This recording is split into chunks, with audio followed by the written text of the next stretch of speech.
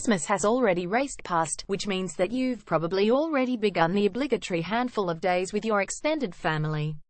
You've been there and done that so many times you could literally write the script of what's going to happen each year, including the usual cast of characters who never failed to make a repeat performance of what they did last year.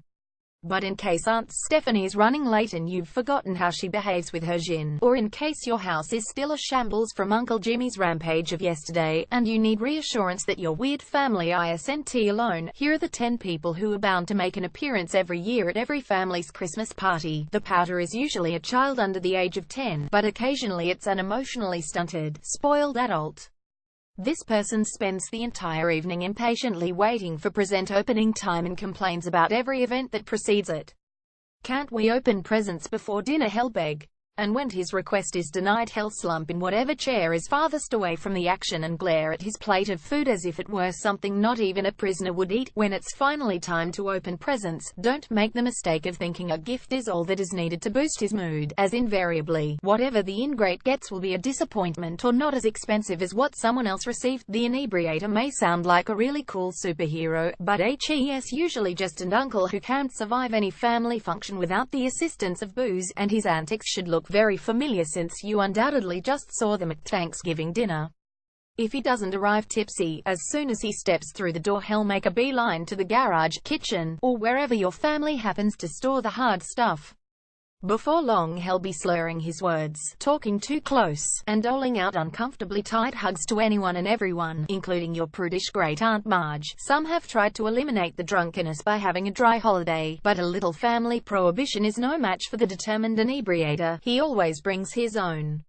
Whether it's in a flask or hiding in an innocuous gas station fountain soda cup, he'll never tackle the holidays without some liquid comfort. The overdoer is generally the housewife type who takes every domestic chore to unnatural levels.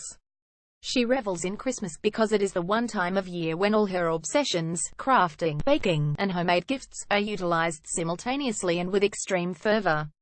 Her gift wrapping always looks like something you'd see in a Macy's window display. Her presents are handcrafted, and she'd rather be caught dead than seen carrying around an ordinary tin of sugar cookies. Her sweets always look like miniature versions of something else or a 3D. Guests will ooh and ah over her offerings, and she'll just smile dismissively and act as if they're no big deal and took no time at all.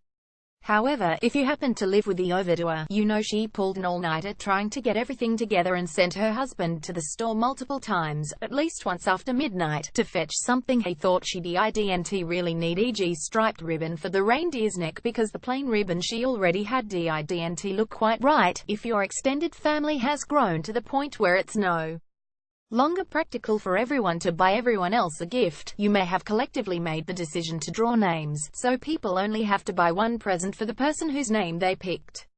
This approach can actually work out pretty well since you usually end up with one gift you actually like instead of 15 pieces of inexpensive junk. That is, of course, unless the cheapskate picks your name. The cheapskate doesn't see drawing names as an opportunity to give someone a thoughtful, personalized gift. Instead, he thinks, yeah, I only have to buy one gift. Then he proceeds to the dollar store where he'll end up buying you a paperweight, a hacky sack, or an extra large root beer mug. You hate to be an ingrate like the pouter, but come on, why even bother? The most high-strung person at the gathering is always the mother or hostess, and if she is covering both roles, expect her to be doubly high-strung. Essentially, she wants the evening to flow perfectly, which usually means recreating a scene she saw in a Hallmark Christmas movie. She'll dictate where everyone sits at the table, who opens what present, and how to pose for photos. No one can eat, even if the food is already on the table and getting cold, until your undependable brother Rob shows up, and if Rob never appears there's an 87% chance he won't. She'll get weepy yet still come up with some type of excuse for him. If Rob does stop by, there's still a 50% chance she'll have a mental breakdown at some point, which leaves everyone white-knuckling their armchairs and choosing their words very carefully when SHES in the room. Teenagers and men usually take on the role of the indifferent. They could be at the party or not, they don't care.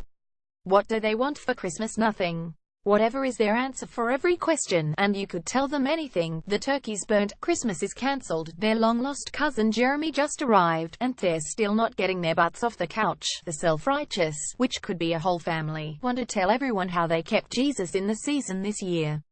They proudly announce how they disapprove of the commercialization of Christmas, which is the reason why they're giving gifts of service this year instead of store-bought presents. You'd better hope they didn't pick your name. You feel bad for their kids because you know Santa isn't going to visit their house, and despite how much indoctrination happens in a family, every kid wants a real present for Christmas. No matter how many years pass, someone in the family is at the age where they want to bring the new boyfriend-girlfriend to the festivities. This is thoroughly exciting for the young couple as they're obviously taking their relationship to the next level, but for everyone else it's a pain in the butt, as it means someone has to monitor the inebriator the entire night to ensure he doesn't fondle the new person, while everyone else has to be on their best behavior in an effort not to send the high-strung person aka mum into a tirade that scares off the newbie. Not to mention, there's always the question of whether or not to get this person a gift. Naturally, it'd be awkward if everyone else is opening presents and the girlfriend-boyfriend has nothing under the tree. But what do you give a person whom you know nothing about, like the self-righteous? The bitter are fed up with the commercialization of Christmas, but instead of fueling their energies toward good, whether sincere or not, they just hate the whole damn holiday. The bitter begin their complaining right after Halloween when they start seeing Christmas decorations for sale in the store. I can't believe it, they grumble. Christmas decorations already. Whatever happened to Thanksgiving if it weren't for those living in their household? They swear they wouldn't even have a tree, and they make sure all decorations come down promptly on December 26th. Deep down, the I can't wait age to appear individual is much like the indifferent person and wishes he could be the inebriator, only he's polite enough to at least fake interest in the festivities. You'll notice him casually pushing activities along, trying to expedite the evening. For instance, while everyone else is still enjoying dinner conversation, he'll say, "Sue, let's get this present thing started." Or, once the presents are unwrapped and paper and bows are littering the floor, he'll be the first to grab the trash bag and start picking up the gift-giving carnage.